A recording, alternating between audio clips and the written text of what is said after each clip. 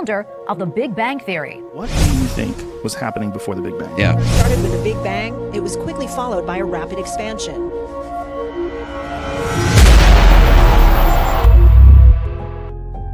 रात के अंधेरे में जब हम इस खूबसूरत आसमान की ओर देखते हैं तो यूनिवर्स से रिलेटेड कई सवाल हमारे जहन में आते हैं। ये ब्रह्मांड जहां हम सालों से रह रहे हैं, ये आखिर कैसे बना और क्या इसका कोई अंत भी है? ये जो लाखों सितारे चमक रहे हैं, ये कॉस्मोस, हमारी धरती, क्या सब कुछ एक झटके में बन गया? यूनिवर्स के क्रिएशन को लेकर बड़े बड़े साइंटिस्ट ने कई सारी थ्योरीज दी। इनमें से सबसे अप्रोप्रिएट और जानी मानी थ्योरी है द बिग बैंग थ्योरी, जिसके बारे में हम आज की इस वीडियो में बात करेंगे। कॉस्मोलॉजिस्ट जॉर्जेस लेमाइथर वो पहले व्यक्ति थे जिन्होंने बिग बैंग थ्योरी का आइडिया दिया करीब 1927 में। शुरुआत में इनकी इस थ्योरी को रिजेक्ट कर दिया गया था, लेकिन बाद में ऑब्जर्वेशनल एविडेंसेस मिलने के बाद ये एक्सेप्ट कर लिया गया कि बिग बैंग थ्योरी ही हमारे यूनिवर्स के इवोल्यूशन को सबसे सही तरीके से एक्सप्लेन करती है। आपको ये जानकर हैरानी होगी कि कई 100 साल पहले लिखे गए हमारे रिलीजियस किताबों में भी यूनिवर्स के क्रिएशन से रिलेटेड कई बातें कही गई हैं जो बिग बैंग थ्योरी से काफ़ी सिमिलर है। ऐसा ही एक वर्स कुरान के सूरह अल-अनबिया में मेंशन्ड है, do not those who disbelieve see that the heavens and the earth were a closed up mass, then we opened them out and we made from water every living thing, will they not then believe? ये words साफ साफ जाहिर कर रही हैं कि initially heaven's और अर्थ एक सिंगल एंटिटी थी जहाँ पर सारा मैटर और एनर्जी कंडेंस था और फिर एक्सप्लोजन हुआ, हमारा यूनिवर्स फॉर्म हो गया। कई लोगों का मानना है कि ये वर्ड्स बिग बैंग थ्योरी का ही मेटाफोरिकल डिस्क्रिप्शन है। इसी तरह की कुछ वर्सेस बाइबल और ऋग्वेद में भी मेंशन्ड है। लेकिन रिलीजन को असाइड रखते हुए आज की इस वीडियो में हम साइंटिफिक वे में बिग बैंग थ्योरी को समझने की कोशिश करेंगे। इसके लिए हमें करीब 13.8 बिलियन ईयर्स पीछे आना होगा। तो चलिए पीछे चलते हैं।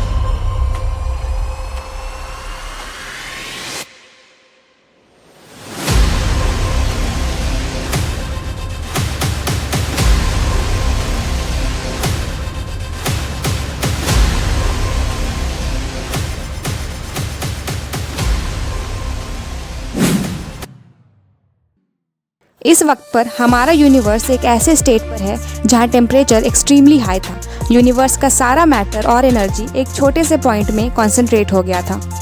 ये छोटा सा पॉइंट हमारी इमेजिनेशन से भी ज़्यादा गर्म था, लाइक 100 बिलियन डिग्री सेल्सियस या फिर उससे भी ज़्यादा, hotter than anything we can imagine. इस छोटे से पॉइंट में वो सारी चीज़ें थी जो इवेंचुअली सारे प्लैनेट्स, स्टार्स और गैलेक्सीज को फॉर्म होने के लिए चाहिए।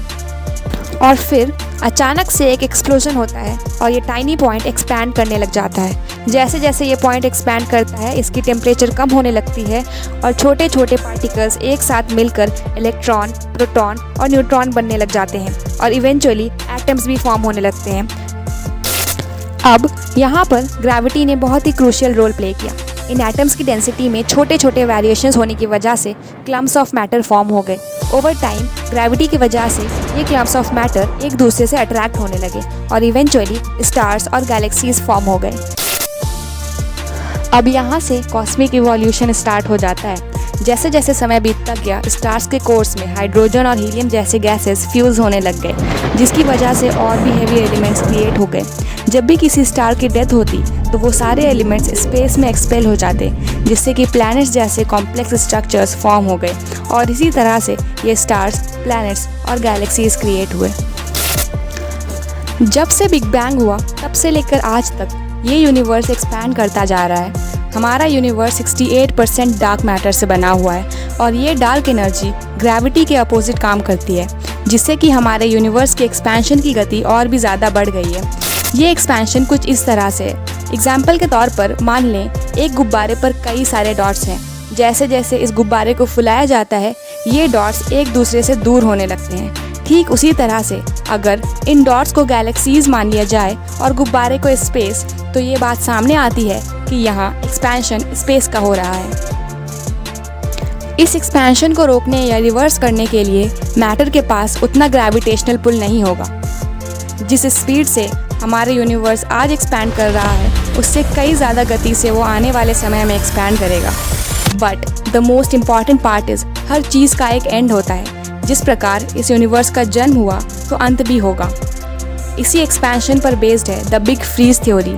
इस थ्योरी की मदद से वैज्ञानिकों ने अनुमान लगाया कि आने वाले समय में इस यूनिवर्स का भविष्य क्या होगा। बिग फ्रीज थ्योरी के बारे में हम किसी और वीडियो में समझेंगे।